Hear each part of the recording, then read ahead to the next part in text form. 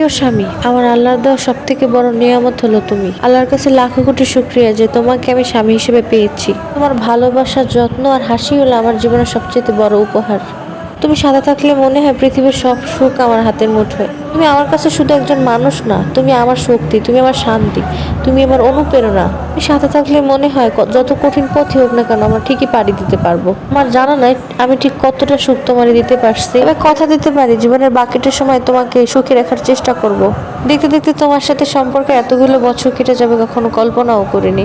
কত কত কঠিন পথ আমরা পাড়ি দিয়ে এসেছি এই পর্যন্ত। ইনশাল্লাহ সামনের পথগুলো পারবো পাড়ি দিতে একসাথে, যদি দুইজন একসাথে থাকি। মানে অনেক অনেক কঠিন সময় তুমি আমাকে আগলে রাখছো, আশা করি বাকি জীবন আগলাই রাখবা।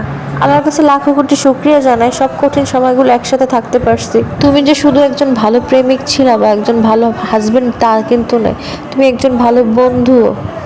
আশা করি তুমি একজন ভালো পিতাও হবা। আমার সাথে কাটানো সুন্দর মুহূর্তগুলো আমি আল্লাহর কাছে বারবার চাই।